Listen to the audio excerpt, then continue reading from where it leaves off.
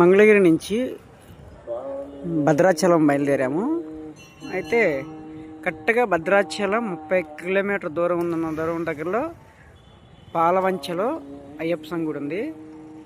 స్వామి శరణం.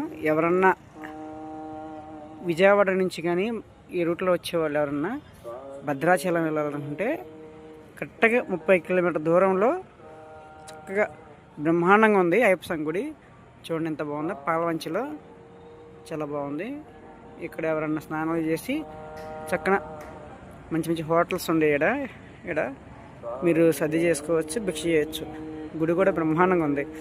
ఇక్కడ 18 మెట్లు కట్టారు. సో నేను చూడలేదు, గమనించలేదు. చూడండి ఇక్కడ 18 మెట్లు కూడా ఉన్నాయి. ఇక్కడ అయ్యప్ప స్వామి దర్శనం సేమ్ ఒక శబరిమల సిట్టింగే పెట్టారు. ఇక్కడ బాగుంది, బ్రహ్మాండం. గుడి మాత్రం చాలా బాగుంది, చాలా బాగుంది. చూడండి స్వాములు వీళ్ళు కూడా ఎక్కడి నుంచి వచ్చినట్టున్నారు. మేము మంగళగిరి నుంచి బయలుదేరి వచ్చాము. కరెక్ట్గా 5:30కి బయలుదేరాము మంగళగిరి నుంచి. ఇక్కడికి వచ్చేసరికి ఇప్పుడు టైం ఎగ్జాక్ట్లీ 8 అయింది, 8:10 అయింది. ఇంకొక హాఫ్ అన్ అవర్లో వెళ్దాం అనుకునే టైంకి గుడి బాగుందేసరికి మేము అక్కడ ఆగామన్నమాట. గుడి మాత్రం బ్రహ్మాండంగా ఉంది స్వాములు. మీరు ఎవరైనా సరే విజయవాడ నుంచి వచ్చేవాళ్ళు ఇక్కడ స్నానం చేసి ప్రశాంతంగా సర్ది కానీ భిక్ష కానీ చేయొచ్చు. ఇక ఇబ్బంది ఏమి ఉండదు. బ్రహ్మాండంగా బాగుంది. స్వామి శరణమయ్యప్ప. ఇది దేవస్థానం బ్యాక్ సైడ్. చక్కగా స్నానం చేయడానికి కూడా బాగుంది స్వామి.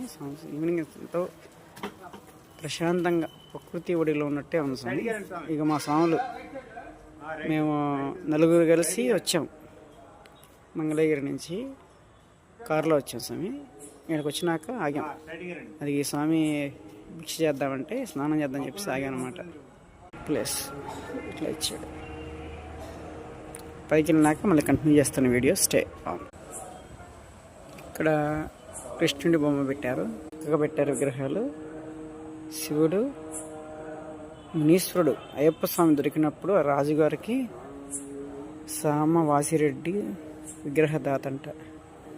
అయ్యప్ప స్వామి విగ్రహం ఎంతో చక్కగా ఎంతో బాగుందండి. అందుకని తీసినది. శివుడు.